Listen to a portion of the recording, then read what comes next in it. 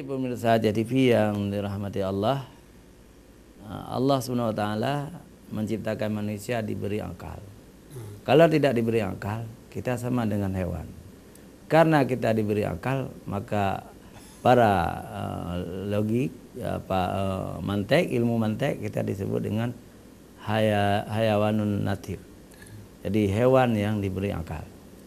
Hewan yang berpikir kita ini. Pemirsa JTV yang dirahmati Allah, karena diberi akal maka kita maju. Kita bisa menciptakan berbagai teknologi, sedangkan hewan tidak bisa. Di Aceh miri hanya mampu membuat sarang seperti itu terus menerus, tidak berubah umpung miri ya. Tapi manusia bisa menciptakan rumah lama kemudian rumah modern. Itu logika. Pemirsa JTV yang dirahmati Allah, kebetulan Ustadz Muhammad Syukur sedang mendalami tentang logika ini. Itu cukup baik masa depan Aceh. Kita harus memiliki ahli-ahli. Dulu di Aceh ada seorang putra Aceh yang namanya Profesor Dr. Teku Yakub, ya, pernah menjadi rektor Universitas Indonesia. Beliau seorang pemikir yang luar biasa. Tetapi di kalangan ulama di Aceh juga ada. Itu tadi di kalangan akademisi. Di Aceh dulu terkenal, di Aceh dulu, zaman dulu, ahli mantek di Aceh ini adalah Abu Mudawali Al-Khalidi. Beliau ahli mantek. Sampai-sampai beliau menemukan alat pengukur waktu salat. Alat pengukur waktu salat itu sangat sederhana, kayu dimasukkan dalam air, di dalam kulah itu. Nanti kayu itu berbunyi ketika waktu asar. Karena terantuk dengan dinding kulah. Besar kali suaranya. Rupanya ini kalau di sawah-sawah itu jingki iya, pernah dengar? Jingki iya. Jadi tung. Itu cerita dalam makna cara-cara tradisional. Jadi logika mantek ini penting. Apalagi filsafat lebih penting lagi. Pemirsa JTV yang dirahmati Allah, kami membuka kesempatan kepada pemirsa untuk mengirim SMS atau WA atau telepon langsung. Jadi jarang-jarang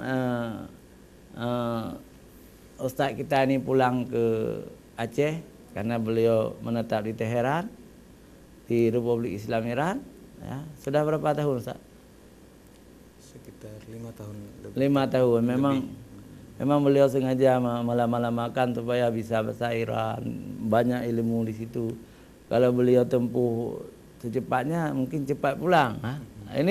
Ini sengaja dilama-lamakan karena sepenuhnya beasiswa dari pemerintah Iran. Pemirsa JTV yang dimuliakan oleh Allah, sambil kami menunggu SMS, telepon, WA dari pemirsa, ada di sini Ustaz Yusrizal, ada Ustaz Abi Husaini, mungkin juga mau bertanya, silakan. Ya, saya tanya, memang saya ada waktu dikatakan Teheran, apa itu namanya, Iran.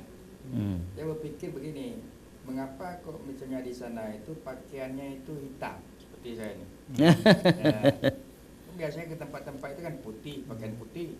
Ini saya lihat orang Iran ini apakah disebabkan Syiah, ya, mereka ini memakai pakaian hitam. Ya, ini saya berpikiran. Sedangkan tempat-tempat negeri-negeri lain yang sudah saya pergi itu banyak pakai pakaian putih semua. Mengapa berbeda ini? Ini apakah ada filsafat Islam itu termasuk di situ? Apakah bagaimana? Saya tanya.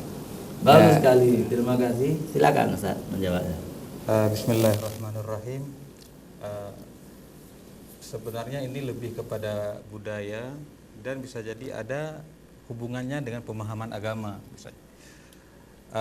Masyarakat di sana menilai bahwa sebenarnya sama saja warna hitam, tapi hitam semuanya atau putih semuanya. Kalau biasa kita dengar putih nambah suci, hitam lambang duka misalnya. Untuk warna hitam ada yang mengatakan bahwa itu melambangkan duka, melambangkan duka. Yang kedua, untuk tidak membedakan antara si fakir dan si kaya. Jadi orang kita tidak tahu dia orang kaya tapi pakaiannya sama. Kita tidak tahu dia orang miskin pakaiannya sama. Mungkin sedangkan masalah duka mungkin faktor kepercayaan masyarakat di sana mayoritas itu bermazhab Syiah. Mungkin salah satu itu. Jadi mereka banyak mengenang para nabi, para sahabat dan para keluarga-keluarganya yang sebagian ada yang syahid, ada yang mati diracun seperti di kenang Hussein misalnya terkenal itu. Jadi lebih kepada budaya. Kalau di filsafat sebenarnya objek yang dibicarakan filsafat tidak ke situ, kepada segala sesuatu yang ada, termasuk dalamnya Tuhan, termasuk dalamnya apa saja. Jadi yang dibahasan oleh filsafat itu segala sesuatu, cuma dibagi-bagi nanti. Makanya pembahasan utama dalam filsafat itu ada dibagi kedua. Ada yang nazari istilahnya, ada yang amali. Kalau bahasa kita konsep dan praktek. Dalam nazari ini ada 3 bahasan utama. Yang pertama riyadhiyat atau istilah kita ini matematik, ilmu matematik. Jadi sebelum kita masuk ke dunia filsafat itu harus kuasai dulu ilmu mantik, ilmu ini. Kemudian yang kedua, karena ilmu mantik itu nggak ada orang marah, nggak ada termakan apa perasaannya. Satu tambah satu bukan hal yang suci, dia 1, 2 angka-angka. Nah, setelah itu baru ke tahap kedua masalah tabiiyat.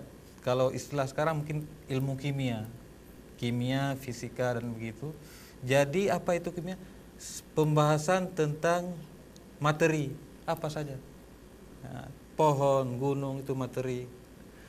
Setelah selesai tahap ini baru ke tahapan filsafat yang paling tinggi, itu masalah ilahiyat, ketuhanan. Ketuhanan ada masalah ini dibagi 2, ketuhanan umum, ketuhanan khusus. Nah, jadi yang bahasan ketuhanan ini ada bahasan tentang wajibul wujud. Bagaimana Allah itu ada, apakah mungkin Allah itu 2, kenapa mesti harus satu, seperti agamanya orang Majusi itu. Ada Tuhan baik, ada Tuhan buruk. Jadi yang baik-baik itu dari Tuhan ini, yang baik, yang buruk-buruk. Tapi datang Islam, enggak, mustahil Tuhan itu satu. Bahkan Al-Quran menjelaskan selain tidak ada Tuhan 2, Tuhan 3 pun yang disalahfahami oleh Nasrani itu tidak mungkin terjadi. Jadi itu tujuan filsafat yang utama. Juga bahasan umum, seperti misalnya setiap sesuatu itu tidak mungkin keluar dari apa dia. Kalau dia bukan sebab, dia penyebab. Kalau dia bukan awal, dia akhir. Kalau dia bukan wajib, dia mungkin. Jadi bahasan-bahasa itu tidak ada sesuatu yang tidak keluar dari konsep ini. Nah, jadi itu lebih cenderung kepada pembahasan filsafat. Sedangkan yang kedua itulah bahasan amal. Jadi bahasan praktis. Kalau dulu ada 3 bahasan yang menjadi konsentrasi di praktis ini. Yang pertama masalah politik. Jadi politik itu bukan urusan kalau kita sekarang ini jadi utama. Padahal itu kedua. Jadi kalau Al-Quran mengatakan amanu wa amilus shalihat, yang amanu itu dengan akal, beriman. Jadi kita tidak cukup hanya beriman, saya beriman sebagaimana orang tua saya beriman. Tapi harus mampu diargumentasi dengan akal sesuai kemampuan kita. Ya. Ketika amal juga kita tidak mampu harus menjadi seperti Imam Syafi'i. tidak mampu harus menjadi seperti Imam Al-Ghazali. Dalam hal fikih, kita ikuti mereka. Mereka mengatakan begini, kita ikuti. Tapi dalam hal akidah sebisa mungkin kita dalam hal amal itu sebenarnya untuk mengorganisir badan manusia. Pembahasan masalah politik, pembahasan masalah akhlak, termasuk bagian amali, praktis, juga termasuk masalah hubungan rumah tangga dan sebagainya. Itu awal-awal pembahasan filsafat dari Yunani, pengembangan yang sangat luar biasa ketika masuk dalam dunia Islam oleh Farabi dan oleh Ibnu Sina yang dikenal oleh Syekhur Rais, pemimpin para ini, dengan konsep baru yang mungkin kalau Aristoteles lahir di zaman itu dia tidak harus menyerah, karena tingginya sudah pembahasan dalam filsafat. Kemudian memang selain filsafat memang lahir pemikiran baru yang biasa berdebat tentang ilmu kalam. Ada ilmu kalam dikenal, ada ilmu filsafat, ada juga tasawuf dan sebagainya.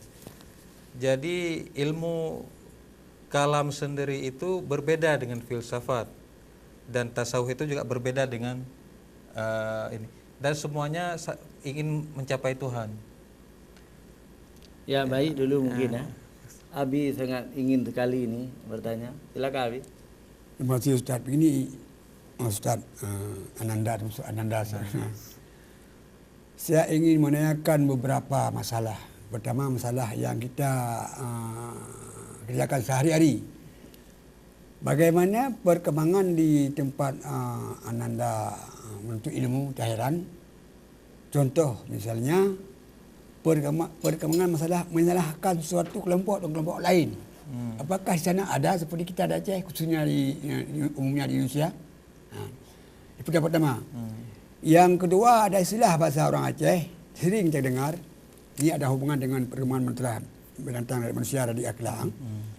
Siapa duluan lahir induk ayam dengan telurnya?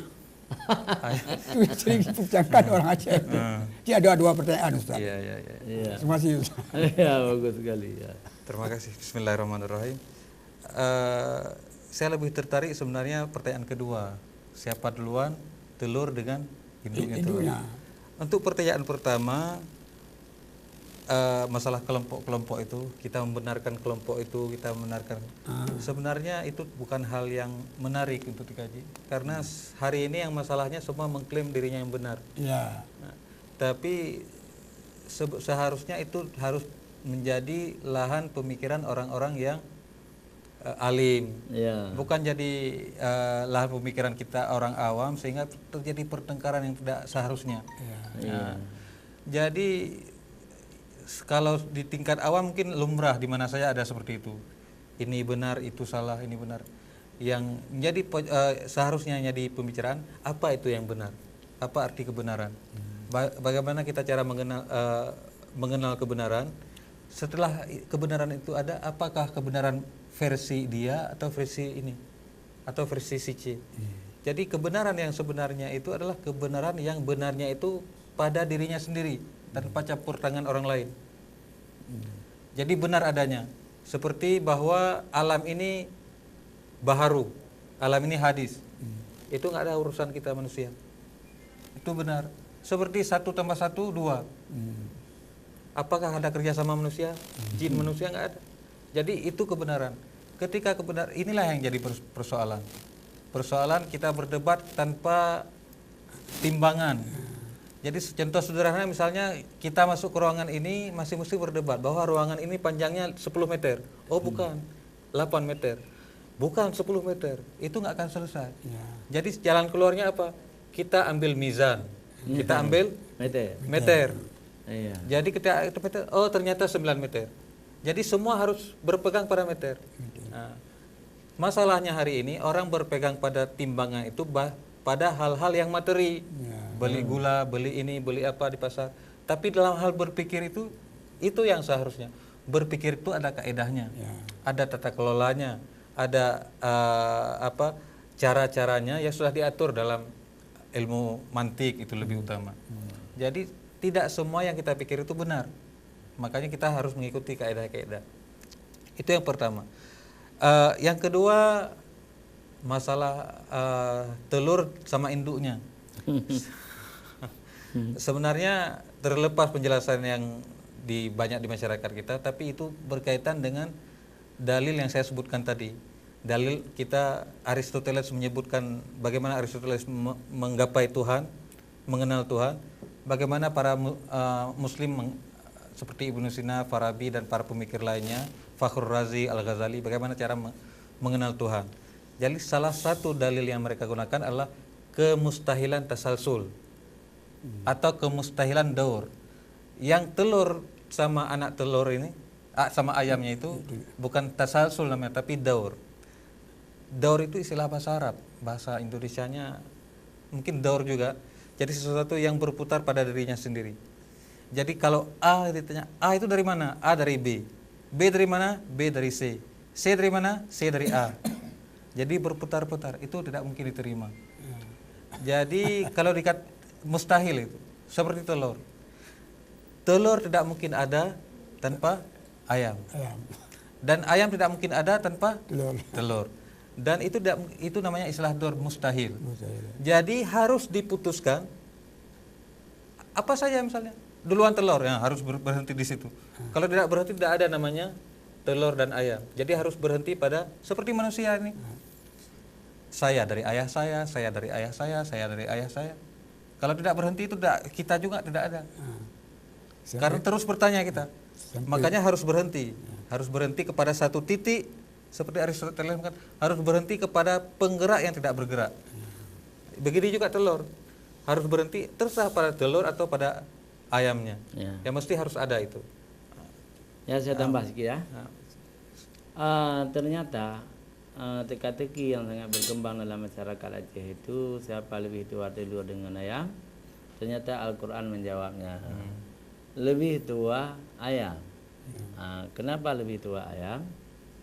Allah menciptakan semua hewan itu hewan dulu. Diciptakan dari air. Itu tafsir Ibnu Katsir. Jadi bukan telurnya dulu. Tapi hewan dulu, apakah betina atau laki-laki. Kemudian terjadi perkawinan antara ayam jantan dan ayam betina, membuahkan telur. Ini supaya masyarakat tidak lagi menyibukkan diri dua telur dengan ayam. Tapi itu Ustaz, kajian tafsir. Ya. Apakah penafsir yang lain juga mengatakan demikian? Belum tentu, itu yang pertama. Ya.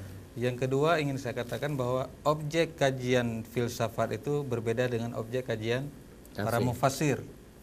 Karena kenapa? Orang mufassir itu berpegang pada ayat.